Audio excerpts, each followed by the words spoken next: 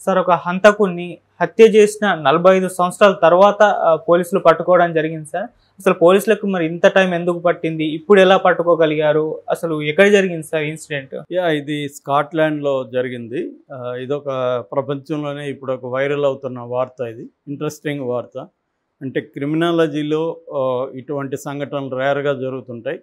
మామూలుగా మనం హత్య చేసి ఎస్కేప్ అయిపోయినాక ఇంకెప్పుడు వాళ్ళు దొరకరు.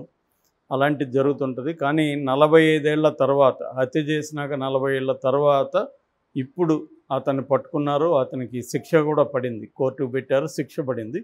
దీని మీద BBC ఒక డాక్యుమెంటరీ కూడా చేసింది. ఎలాగా ఇదంతా కూడా మొత్తం ఆ డాక్యుమెంటరీ ప్రపంచవ్యాప్తంగా బాగా వైరల్ అయిందనమాట. సో ఆ సంఘటన ఏంటంటే క్రిస్టోఫర్ హారిసన్ అనే అతను స్కాట్లాండ్లో ఉండేవాడు.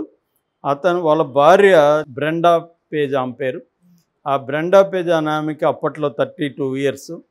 ఆమెను 78లో ఒకరోజు ఏమైందంటే ఆమె బెడ్రూమ్లో రక్తపు మడుగులో చనిపోయి ఉంది. దాంతో పోలీసులు వచ్చారు. అప్పటికి ఆమె భర్త ఈయన క్రిస్టోఫర్ హారిసన్తో విడాకులు తీసుకొని 1 ఇయర్ అయింది. సో మామూలుగా వీళ్ళు పోలీసులు సర్కమ్స్టాన్షియల్ ఎవిడెన్స్ అంటారు. అంటే దీని డైరెక్ట్ ఎవిడెన్స్ లేదు కాబట్టి సర్కమ్స్టాన్షియల్గా ఎవిడెన్స్ ఏముందని చూసినప్పుడు వాళ్ళకి 78 కదా, ఆ ప్రాంతంలో కెమెరాలు కానీ ఇవేం సీసీటీవీలు ఇవేం లేవు. సో వాళ్ళు ఎవరు కిటికీని కొట్టి పారిపోయినట్టుగా ఉంది హంతకుడు. అవన్నీ పరిశీలించారు. వాళ్ళకి జనరల్గా ఎవరు చేసుంటారు, ఈమెకి ఎవరెవరు ఉన్నారు ఏంటని పరిశీలించినప్పుడు వాళ్ళ మాజీ భర్త హారిసనే చేసుంటాడు అని డౌట్తో అతన్ని తీసుకెళ్లారు, విచారించారు. అతను నాకు సంబంధం లేదు, నేను చేయలేదు, నేను ఆమెతో విడిపోయినాను అని చెప్పారు. బట్ వాళ్ళ అమ్మ కానీ వాళ్ళ సిస్టర్స్ వాళ్ళందరూ ఇతను మళ్ళీ మళ్ళీ కూడా ఆమెను అరెస్ట్ చేసేవాడు, అతనంటే నాకు భయంగా ఉందని కూడా ఆమె చెప్పింది. పెళ్ళైన తర్వాత కూడా కలిసి ఉన్నప్పుడు కూడా అతనంటే భయం వేస్తూ ఉంది నాకని ఆమె మాకు చెప్పేది. ఆ తర్వాత విడాకులు తీసుకున్నాక కూడా అతను వేధించేవాడు. ఈమెకి వేరే వాళ్ళతో అఫైర్లు ఉన్నాయని, ఈమె కాల్గాళ్ళలాగా బిహేవ్ చేస్తుందని, ఇవన్నీ కూడా మాటలు అనేవాడు అని చెప్పారు. అందువల్ల వాళ్ళు అతన్ని ఎక్కువసేపే విచారించినప్పుడు అతను చాలా తెలివైన వాడనే విషయం వాళ్ళకి అర్థమైంది పోలీసులకి. తాను చాలా తెలివిగా సమాధానాలు ఇచ్చేవాడు. వాళ్ళకి తెలుస్తూ ఉంది ఇతనే చేసుంటాడేమో అనే. పోలీసులకైతే ఇతని మాటల్లో అంటే ఇతను కేర్లెస్గా మాట్లాడడం, మీరు పట్టుకోలేరు, ఎవరిని హత్య చేసిన వాళ్ళని మీరు పట్టుకోలేరని వాళ్ళని ఛాలెంజ్ చేయడం, ఇవన్నీ వీళ్ళకి అర్థమవుతూ ఉన్నా కానీ వీళ్ళు ఏం చేయలేని పరిస్థితి. ఇక్కడైతే మామూలుగా మన దేశంలో అయితే అట్లాంటి వాళ్ళని పట్టుకొని కొట్టి చిత్రహింసలు పెట్టి విమానం ఎక్కించి కాళ్ళకి కిరోసిన్ గుడ్డలు కొట్టి నిప్పు పెట్టి ఇవన్నీ టార్చర్ మెథడ్స్ అంతా మన వాళ్ళు చేసి అతని దగ్గర రాబట్టేవాడు. అక్కడ ఏంటంటే వెస్ట్రన్ కంట్రీస్లో టార్చర్ని అలో చేయరు.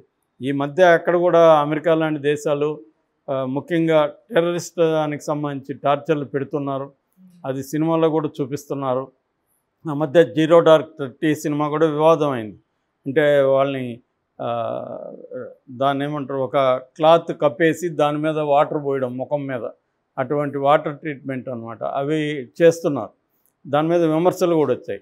కానీ మామూలుగా లా అండ్ ఆర్డర్ డిపార్ట్మెంట్లో ఆ అమెరికన్ సిటిజన్స్ అయితే వాళ్ళని ఇలాగ టార్చర్ చేయడానికి లేదు. చేస్తే వాళ్ళ మీద $multi-million కేసులు పెట్టేస్తారనమాట. అందువల్ల అక్కడ కొద్దిగా అమెరికాలో క్రిమినల్ జస్టిస్ సిస్టమ్ అనేది కొద్దిగా టైట్గా ఉంటుంది. అందుకని అక్కడ ఈ స్కాట్లాండ్ కూడా అలాంటిదే. సో అందుకని వాళ్ళు ఇతన్ని టార్చర్ చేయలేదు, ఆధారాలు దొరకలేదు కాబట్టి ఇతన్ని వదిలిపెట్టేశారు. అయితే 2015లో మళ్ళీ ఈ కేసు వాళ్ళ మరిది అనమాట, ఈమె చనిపోయిన ఆమె మరిది, అతను నిరంతరం ట్రై చేస్తూనే ఉన్నాడు మా వదిన హంతకుల్ని పట్టుకోలేదని. సో అతని ఎఫర్ట్స్ చూసి మళ్ళీ గవర్నమెంట్ ఏం చేసిందంటే మళ్ళీ రీఓపెన్ చేయమనింది కేసుని. ఎందుకంటే ఇప్పుడు DNA టెక్నాలజీ కూడా డెవలప్ అయింది. సో మళ్ళీ ఒకసారి ఆధారాలని తీసుకొని పరిశీలించండి అని. అప్పట్లో వాళ్ళు కొన్ని ఆధారాలు సేకరించారు. ఆధారాలలో అక్కడ బెడ్షీట్ మీద వీర్యము కణాలు కనిపించాయి. దాన్ని కూడా అప్పట్లో కలెక్ట్ చేశారు. సో ఇప్పుడు ఏం చేశారంటే వీళ్ళు మళ్ళీ అక్కడ ఉన్న బ్లడ్, వీర్యము అన్నిటినీ డిఎన్ఏ టెస్ట్ మళ్ళీ చేశారు. ఎందుకంటే డిఎన్ఏలో ఇప్పుడు చాలా అడ్వాన్స్డ్ టెక్నాలజీ వచ్చిందనమాట. ఆ టెక్నాలజీని ఉపయోగించి టెస్ట్ చేస్తే ఆ వీర్యము ఇతని బ్లడ్ శాంపుల్స్ తీసుకొని చూస్తే ఆ వీర్యం ఇతందే అని తేలింది. అప్పట్లో ఇతన్ని ఇంట్రాగేట్ చేసినప్పుడు ఆమెతో నువ్వేమన్నా ఈ మధ్యకాలంలో లైంగికంగా కలిసావంటే లేదు, నేను 1 year ముందే కలిశాను, విడాకులు తీసుకున్నాక మేము కలవలేదు, నేను అసలు వాళ్ళ ఇంట్లో ఎప్పుడు వెళ్ళలేదు, పడుకోలేదు, అసలు అవన్నీ చెప్పాడు. సో ఇప్పుడేమో అతని వీర్యం ఆ రోజు చనిపోయిన రోజు ఆ బెడ్షీట్ మీద ఇతని వీర్యం ఉంది. సో దాన్ని బట్టి ఇతను వెళ్ళాడు, ఆమెతో కలిశాడు. దాని తర్వాత ఆమెను కిరాతకంగా చంపేసి కిటికీ గుండా బయటికి వెళ్ళాడు. ఆ తర్వాత ఆ కిటికీ గుండా వెళ్ళినప్పుడు పెయింట్ ఇతని బట్టలకి అంటుకునింది. కారులో కూడా ఆ పెయింట్ ఇది ఉన్నింది అనమాట. అది కూడా వీళ్ళు తర్వాత కలెక్ట్ చేయగలిగారు. దాన్ని కూడా ఇప్పుడు చూపించారు. సో కోర్టుకి పెట్టి కోర్టులో ఈ ఆధారాలంతా చూపించినప్పుడు కోర్టు కన్విన్స్ అయింది ఇతనే చేశాడని. ముఖ్యంగా వీర్యంలో డిఎన్ఏ టెక్నాలజీ వల్ల ఆ సర్టిఫికేట్ ఇవ్వడం, డిఎన్ఏ టెక్నాలజీకి సంబంధించిన అధికారులు కోర్టులో సాక్ష్యం ఇచ్చారు. వాళ్ళు కూడా ఇప్పుడున్న మోడర్న్ టెక్నాలజీ ప్రకారం కనుక్కోవడం సాధ్యమైంది. అప్పట్లో అది లేదు కాబట్టి కనుక్కోలేకపోయారని. దాంతో కోర్టు ఇతనికి లైఫ్ అంటే యావజ్జీవ కారాగార శిక్ష విధించింది. పెరోల్ రావాలంటే కూడా ఇతను కనీసం 20 ఏళ్ళు పడుతుందన్నమాట పెరోల్ మీద బయట రావాలంటే. అంటే 20 ఏళ్ళ పాటు జైల్లో ఉండిపోవాల్సి వస్తుంది. సో అతను ఇంకా 20 ఏళ్ళ తర్వాత నాకు తెలిసి 20 ఏళ్ళు బతకపోవచ్చు అతను. సో ఎందుకంటే అతనికి ఇప్పుడే 70 దాటేసింది. సో 20 అంటే 90 ఏళ్ళు అవుతుంది. సో ఆ టైంలో మరి ఎలా ఉంటుంది జైల్లో పరిస్థితులు, అంతకాలం జైల్లో ఏజ్డ్ పీపుల్ బతికే పరిస్థితి ఉంటుందా అనేది డౌటే. ఏదేమైనా దీంట్లో 2 విషయాలు ఏంటంటే, మామూలుగా ఇతను దోషి అయినా కూడా ఇలాగా చాలామంది ఆధారం లేకుండా తప్పించుకోవడం అనేది మన దేశంలో ఇంకా ఎక్కువ. ఎందుకంటే వీళ్ళన్న డిఎన్ఏ టెక్నాలజీ ఇవన్నీ మోడర్న్గా చేస్తున్నారు. మన దేశంలో ఏంటంటే టెక్నాలజీని ఉపయోగించుకుంటున్నారు ఎప్పుడు పట్టుకోవడానికి. అది కూడా ఏ టెక్నాలజీ, సర్వేలెన్స్ కెమెరాలు, ఫోను కాంటాక్ట్స్, ఆ ఫోను సిగ్నల్ టవరు, ఇది ఈజీగా మన పోలీసులకి అర్థమైపోయింది.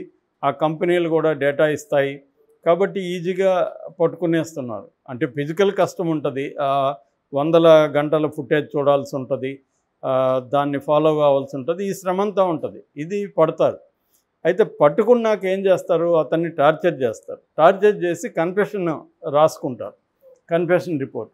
అతను టార్చర్ చేసినప్పుడు నేనే ఒకవేళ నేరం చేయకపోయినా ఒక్కొక్కసారి ఆ టార్చర్ భరించలేక నేనే చేసినానంటే ఇంకో కొట్టరు అని చెప్పి చాలాసార్లు అమాయకులు కూడా ఒప్పుకునేస్తారు. ఒప్పుకోకపోతే వీళ్ళు కొడుతున్నారు కదా, చిత్రహింసలు పెడతారు.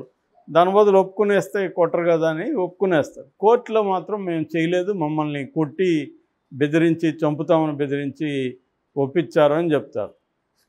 కాబట్టి కోర్టులో ఈ కన్ఫెషన్ రిపోర్ట్ అనేది కోర్టులో చెల్లదు. సో కోర్టులో ఏం చేయాలి, వీళ్ళు ఇన్వెస్టిగేటివ్ మెథడ్స్ మోడర్న్గా టెక్నాలజీని ఉపయోగించుకొని ప్రాపర్ ఇన్వెస్టిగేట్ చేసి ప్రాపర్ సాక్షుల్ని ప్రవేశపెట్టి ప్రూవ్ చేయాలి. అది వీళ్ళు ప్రూవ్ చేయరు.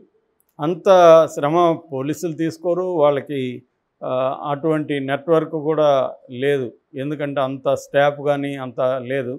దాంతో వీళ్ళు ఏం చేస్తారంటే పట్టుకునే వరకు క్రిమినల్స్ని పట్టుకుంటారు కానీ ఆ తర్వాత దాన్ని ప్రాపర్గా కోర్టులో కేసుని ఫార్వర్డ్ చేసి దాన్ని ఎస్టాబ్లిష్ చేసి సాక్షుల్ని ప్రవేశపెట్టి చేయలేరు. ఇప్పుడు ఈ కేసు నేను ఇందాక చెప్పిన కేసులో, ఆరిసన్ కేసులో 4000 మంది సాక్షుల్ని పెట్టారు వాళ్ళు, ఒకరిద్దరు కాదు.